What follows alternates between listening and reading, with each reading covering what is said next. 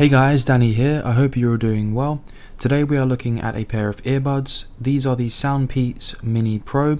They haven't been released at the time of me recording this video, and they were sent to me for free for review, so please bear that in mind. As always, if you'd like to pick them up, you can find a link down below, and don't forget that they will be going on sale for a week for £40, and I'll be talking about the price point of this product a little bit later on. Quickly, some of the basic specs, I won't run through all of them, but they're using Bluetooth version 5.2. Their audio codec is Qualcomm, and it's aptX adaptive, which is quite impressive for the price point of this product. It's not something you normally see in cheaper earbuds, let's say. They also have a 300 milliamp hour battery in the charging case, which they state will give you 2 additional charges, and in best case scenario the earbuds themselves will last 7 hours, but we'll have to see if you actually can get close to that. And you can also use one earbud at a time, but you are limited on your controls when you do that. As you will have seen from me unboxing, you get a USB-C charging cable, you get some additional earbuds. I would have liked some more sizes and just generally some extra tips, as I don't think an additional 2 pairs is quite enough when you compare them to a lot of other products. And of course you also get the product itself and a user manual. First off, let's talk about the design and finish of this product. You'll see SoundPEATS has gone with a pretty safe design for these. I'm not actually sure if they'll be coming in different colors, as I said, these aren't actually out yet, and this is the unit they've sent to me. But I think the design they've gone for is safe, a little boring, but I have to say this is the type of design that I normally go for. It's low-key, it looks tidy, and because of its darker color, it shouldn't show dirt too easily, so should wear a little bit nicer. Hopefully they don't scratch too easily. So they could have gone for a more bold design, but for someone like me, I'm happy with these. But let me know down in the comments what you think, because of course this is completely subjective. The compact design, however, I think will please a lot of you. I think this is probably more of a popular design to go for, as they're just more snug in your ears. Although I would say this pair didn't really feel quite as secure as some others. It's hard to explain, but they didn't feel like they were going to fall out. They just didn't feel quite as snug in my ear. I think it's just due to that kind of little rounded bold shape that they have, a slightly different design to some of the other earbuds that I've tested, but they performed just as well. They still seem to create a good enough seal that it didn't make any detriment to the sound quality. I do quite like SoundPEATS logo as well. It's clean, but it's enough that it stands out and it's easy to recognize. As I said, let me know down below what you think of these.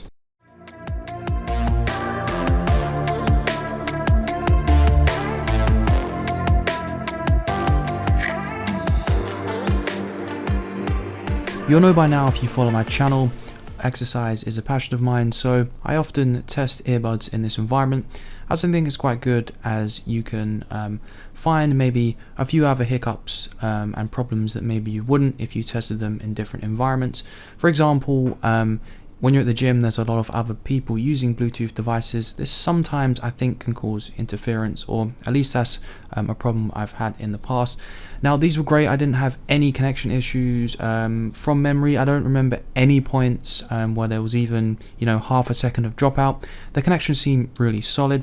The sound quality also was very good, and the seal in my ear, as I said, was good enough that I felt very immersed in the music, and of course the active noise cancellation helps with that as well. I did find the touch controls a little bit hit and miss. This can sometimes be an adjustment period where a certain product, you need to just press it in a certain way or with a certain amount of force so that it registers your touch, and I just found these were a little bit unresponsive at times, but for the most part they did work. And also not having an app and being able to change what the controls do, I did find quite frustrating. What about this product's sound quality? Now I always find this the most difficult part of any audio review, unless a audio product is flat out just bad or has really bad audio, which is not very common unless you have a lot of different audio products that are in a similar price range and even size, because you have to take in the form factor. For example, these earbuds are quite compact, so I have to bear that in mind as well. But for comparison, I am going to be testing them alongside the Anker Life P3. You might think this is a little bit of an unfair comparison because they're using a kind of stem design which gives them a bit more space, whereas the Mini Pro is more compact. but they are in a very similar price range. You can pick up the Life P3 for £60 on Amazon. They currently have a deal on, and the Mini Pro, while they'll be launching at £40, this will only be for a week, and then they'll be going up to £60. So they're the same, if not a very similar price to the Anker Life P3. So that is why I'm making that comparison. So that aside for now, when I was using the Mini Pro, I found them perfectly good for their price. Even the price they'll be going up to, I would say they are above average, but once they go to that higher price, I do think they are a little bit less enticing. But for that lower price, if you can pick them up for that, I do think they are still.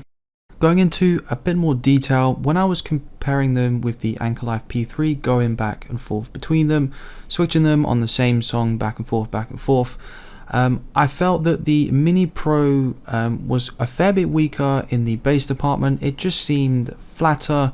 There was less kind of punch, not in the sense that the Life P3 was drowning out the rest of the music. I just felt the Mini Pro lacked quite a bit of depth and punch in terms of the bass. So if you listen to quite a lot of bass heavy music, this might be something you notice.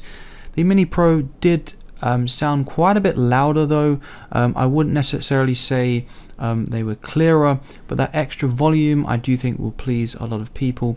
But I feel they were pretty close in terms of sound quality. There wasn't a huge noticeable difference between them.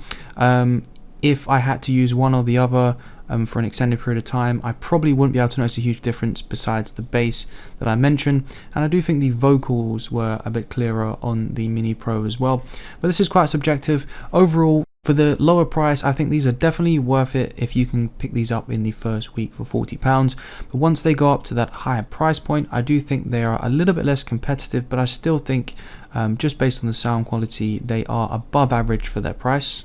If I had to make a choice or a recommendation to someone over the Mini Pro or the Anker Life P3, it would be as simple as this. If you want overall user experience, I would go for the Anker Life P3, but if you want a more compact design, you should go for the Mini Pro, especially if you consider the lower price point. If you pick them up in the first week, I think you're getting a very good deal. I would be interested to know how important a supporting app is to you guys. For example, as I say, customizing touch controls and even the EQ settings. Touching on the transparency mode and the active noise cancellation mode, I felt that the transparency mode was quite weak. I didn't really feel like it made a huge difference when I enabled it, whereas the active noise cancellation did perform better, but switching between the modes can be a little bit frustrating, especially if you're playing music, because there's a voice prompt which just plays over any music you're listening to and you can't really hear it, so you need to turn off the music or at least really lower the volume and then enable the mode that you want to be in. So it just feels like a little bit of an extra inconvenience without having an app which you can just switch between the settings on the fly, which would be a little bit nicer. For this part of the video, I'm recording my voice using the microphones on the Mini Pro, so hopefully this will give you an idea of what the sound quality would be like, providing you have very good call quality or signal if you're using them for a mobile phone call or maybe on some kind of internet voice call or video call. So I probably won't say too much about them, but I'll just leave this in for you to make up your own mind on what you think of the microphone quality. I hope you're enjoying the review so far. Finally, let's quickly talk about the charging experience and battery life. Unfortunately, this product doesn't support wireless charging, which I know some of you do really like to use. It's not something I use personally, but it is a missing feature you can get in products. Even budget earbuds nowadays, you can find ones that support wireless charging. So that's a bit of a shame it doesn't have this. As for the battery life, I think you can expect roughly 4 to 5 hours if you're using active noise cancellation, and you should expect maybe an additional hour or two if you turn that off. So a bit short of the 7-hour specification, but of course you should always take that with a pinch of salt. Okay, let's close out this review because it's getting quite long. As always, before you make a final decision on this product, please don't just watch my review. Always watch, I would recommend at least 2 or 3 just to get some diverse opinions, in case there's anything I've missed, something I didn't cover, or a reviewer may have a completely different opinion to me. That's fine. Always just try and get a balanced view. So my final thoughts on this product would be, If you can pick this up for its initial price offering, so for the first week it's going to be £40, this is in the UK at least, I would say you'll be hard pressed to find a product with similar sound quality for that price. It's definitely going to be up there with the best in that price range. Once it goes to the £60 price point, I would say it is a bit less competitive. I would take a look at the Anchor Life P3 and just generally take a bit more of a look around. But even at the £60 price point, I would say it's still a very good product. I just think in terms of user friendliness, there is some better options out there, like I say, the Soundcore Life P3. So yeah, as always, I really hope you guys enjoyed the review. If you liked the video, please give it a thumbs up. If you'd like to pick up this product, you can find a link down below. And as always, I will see you in the next one.